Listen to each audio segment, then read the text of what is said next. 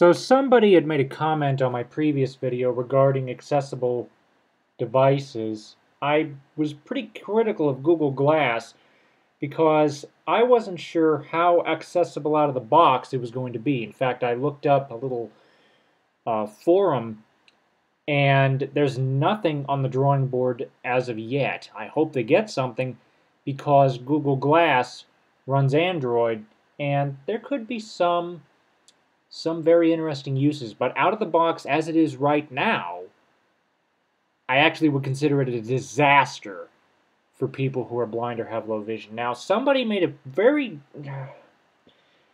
outlandish comment. First of all, they were talking about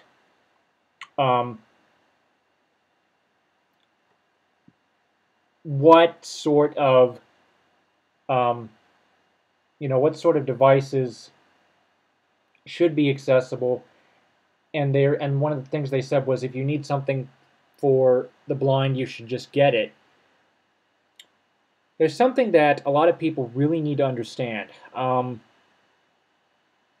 you have a disability of any kind, the one thing you would love to do more than anything is to fit in with your peers.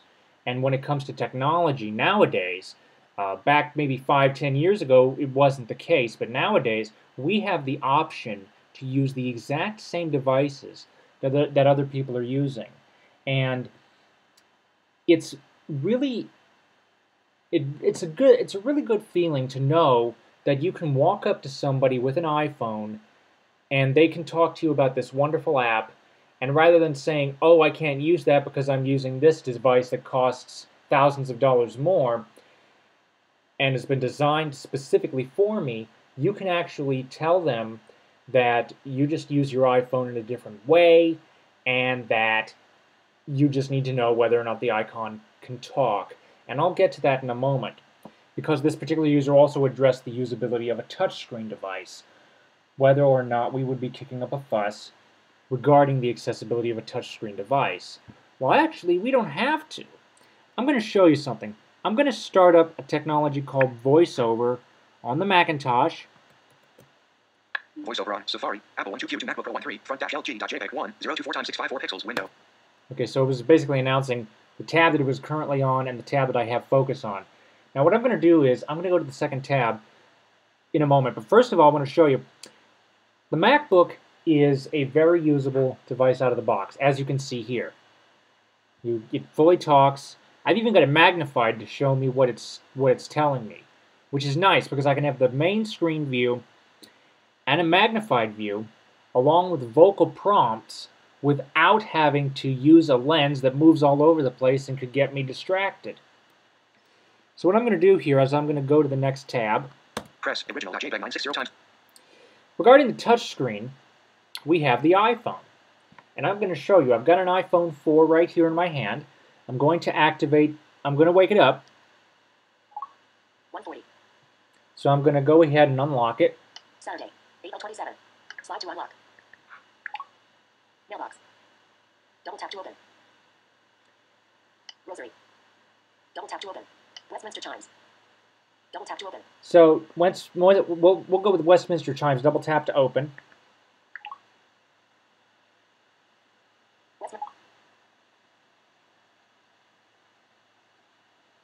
Okay, let's see. Where am I?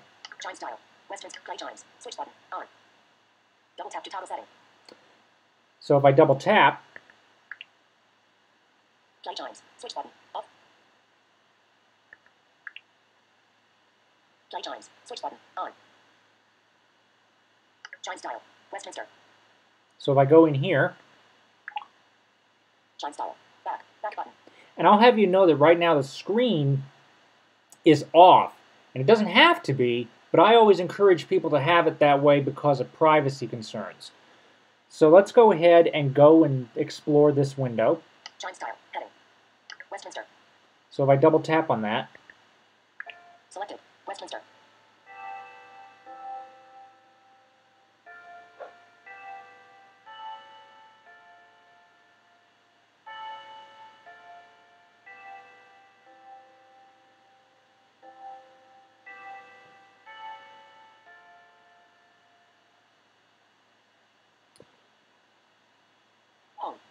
Westminster. Double tap to open. Screen lock. So that's just an example of how a completely touch screen device can be used by the blind. And again, this is an example of fitting in with your peers, among other things. It's just a wonderful feeling to know that we don't have to spend thousands upon thousands of dollars to get the same functionality as our sighted peers. We can go into an Apple store, walk up to an iPhone, and turn on the screen reader and actually explore the device. Same can be said with the Macintosh. You can just turn it on, explore the device, and you can get a feel for what it does. And again, the person, all you have to do is talk to your friend. You can say, if they talk to you about this wonderful app, you could try it out. If there's a light version in the App Store, you can download it. Everything within the App Store, as far as the interface of the App Store itself, is fully accessible. You can download a light version of the app if you don't want to have the chance paying for it, because a lot of times with the Apple refund system, and if you're not sure about an app being accessible, it's best to look for a light version to see if it does talk before you spend your money on it. Because there's nothing worse than spending $5 or $6 on an app, not being able to refund it after you realize that it doesn't talk. And somebody's probably going to say, well, not every app has to talk. It's still nice to have the ability to use what our friends are using, you know. It helps us to fit in with our peers, and that is a major plus in society. In fact, with these advancements, the iPhone being in the enterprise, for example, this has led to a lot of people gaining employment, I'm sure. Google Nexus 7XL.JPEG 960 times. Press Google Nexus 7XL. Now, the reason I was so critical about the Google Glass was because of the fact that it runs Android. And there's a screen reader on board called TalkBack. TalkBack, in fact, I'll show you here on my Galaxy Note 2. Let me just unlock it. And I hope I do not get a notification or an email during this video, because I do not want to have anybody's personal information revealed. But let me go ahead and show you. I just showed you VoiceOver. This, again, on Google's device, is an out-of-the-box accessibility feature that is completely touch-driven. It's 1:45.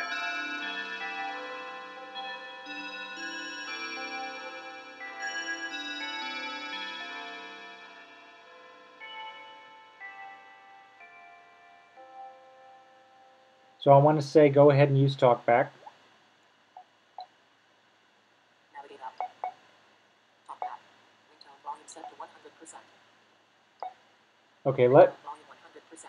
let me see if I can, hang on. When TalkBack is on. Image 82. Image 82. Ringtone volume set to 100%. Touch with home. Okay, let me see if I can turn up the voice. Hang on just a moment. Image 83. Ringtone volume 100. Seat control. Ringtone volume set to 100%. Okay, the trouble is it's disappearing too quickly. Give me just a moment. Apps. 3 recent tabs. Alert joy. Touch with home. 4 recent tabs. Settings. Settings. List showing. On checkbox. Alert stop TalkBack. Okay. Okay, let me get the media volume up a little bit so you guys can hear this. I think I want system. I'm going to turn system volume up as well because I'm not sure which of those. List showing 1 items. Disabled. When TalkBack is on, your device provides spoken feedback to help blind and low vision users. For example, it describes what you touch, select, and activate. Touch with home.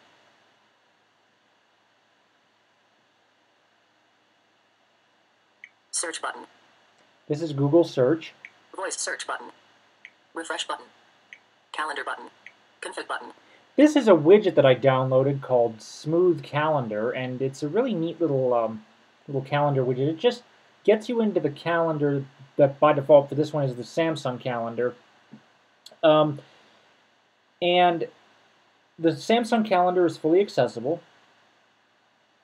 It's just a very, very nice little system.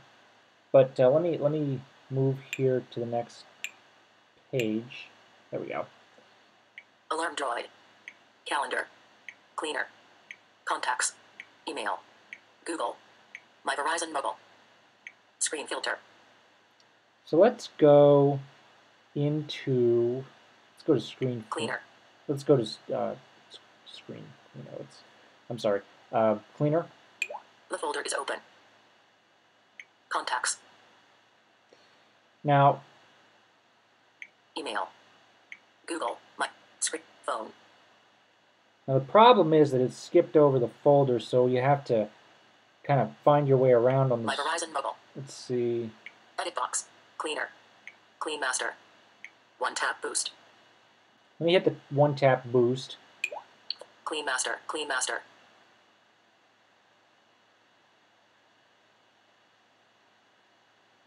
Capital C. Calendar. Clean master. Clean master. Capital C. 40%. SD card used. 12.5G free. 18.4G. TouchWiz Home. Alarm droid. The folder is closed. So let's go back into our settings and switch talk 5% back tabs. off. Settings. Settings. List showing 1 items. Disabled. On checkbox. Alert stop talkback. Tapping OK will stop talkback. Cancel OK. Stopped. Tapping OK will stop talkback. Cancel button. OK button. Okay, so that again is an example of an out-of-the-box device that you may not think is usable by the blind, but really is. And actually, both of these are practically neck and neck. From what I understand, there have been some major improvements in Jelly Bean 4.2 with regards to accessibility. I haven't seen this because the Galaxy Note 2 on Verizon does not have this particular update yet. I don't know if it'll get it, but that's one of the reasons. If you're going to go for an Android device, I would recommend a pure Android device, so something from Google, because you can go with a phone and it's certainly going to be accessible, but it depends on the user interface the manufacturer is stuck on top. It depends on the software the carrier is stuck on top. It depends on the carrier itself whether or not you will see an update, unless you're tech savvy and wish to root your device, but that's outside the scope of this video. The point is, touchscreen device, completely usable. GTEX355, B-FR.JPEG1, set, press, GTEX. Now, then we have a video camera. For those of you who have seen a lot of my previous videos, you know I've been talking about this for a long while, so you can go back through my uploaded videos and take a look at those in more detail. I'm just going to keep this short, sweet, and to the point. You could use a video camera like this for distance and close-up magnification work. And the really cool thing about this is because a lot of video cameras these days have built-in HDMI, you could hook it up and basically have a 50-inch screen with which to utilize printed information. And the really cool thing is you can also record what you're doing, you know, sort of like an archive. There's just so many different, this is, again, mainstream device. You may not have thought it would have a use for people with low vision, but it really does. And there are a lot of us. Somebody quoted 1 in 1,000. I can guarantee you there are a lot more of us than that. And this is just a brief example, and I've shown you by example what it is like. Let me switch voiceover off here. Voiceover off. What it is like to see a mainstream device out of the box completely accessible. That is why I was so critical of Google Glass.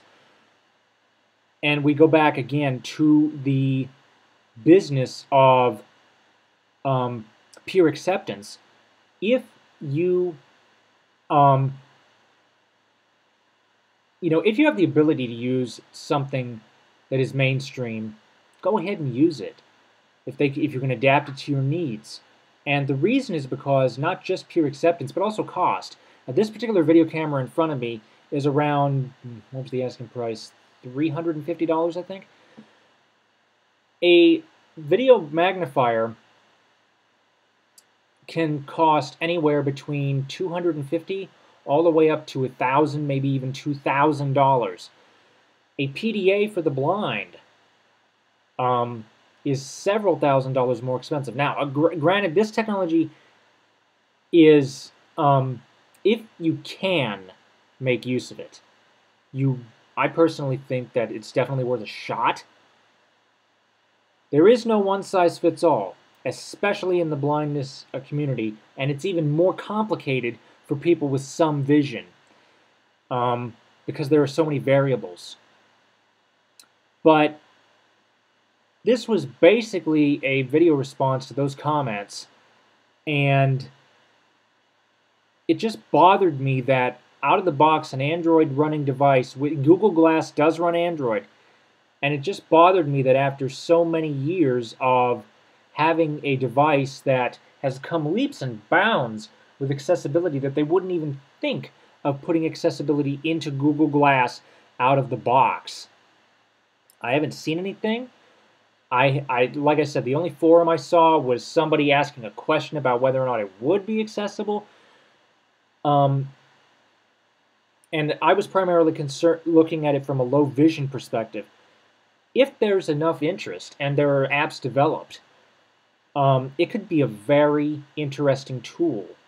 Now, as it stands, I just don't know. The future, who knows what the future holds. But I was just extremely critical of Google Glass because of the state that it's in. At the moment, people who are blind or have low vision couldn't make use of it. The trouble is, if people start using it and more people adapt to it, and it becomes the standard, this could end up erecting another barrier. I'm not saying it will, but it very well could. Now, what am I talking about? Let's go back. I mentioned in the beginning of the video, 5 to 10 years ago. The Macintosh, in its current incarnation, has only been accessible since about 2005, and back then it was kind of a hit and miss solution. When Leopard came along in 2007, that really blew the market out of the water, because out of the box you would have a completely accessible mainstream computer that everybody else can use, that everybody else uses. Well, not everybody else, but you understand what I'm talking about in relation to specialist purpose-built technology that everybody else uses, that even has a ABC 1 2 3 hold my hand approach to using it. And I think that they really did start something, because nowadays it's a lot more common. But again, 5 to 10 years ago, back to barriers. I'm sorry, I went off on a tangent. I was talking about barriers. If somebody wanted to use a Macintosh, they couldn't. You know, if somebody in their household, had a Mac and they weren't willing to buy a PC, you were stuck. I'm just saying that if Google Glass doesn't get any sort of accessibility input, we're looking at another barrier, especially if this device becomes a mainstream piece of equipment, in the sense that everybody's using it. There are certainly advantages for people who are blind. There are a lot of opportunities for this. In its present incarnation, I was incredibly critical about it, because from what I saw, it looked to me like they hadn't even thought about these opportunities. But again, you have to think about these things. And I understand a lot of people don't. But a lot of people are going to probably be thinking, well, I'm probably going to be sighted for the rest of my life. Who's to say you won't end up in a car accident tomorrow that could end up doing something to impair your vision? Who's not to say that,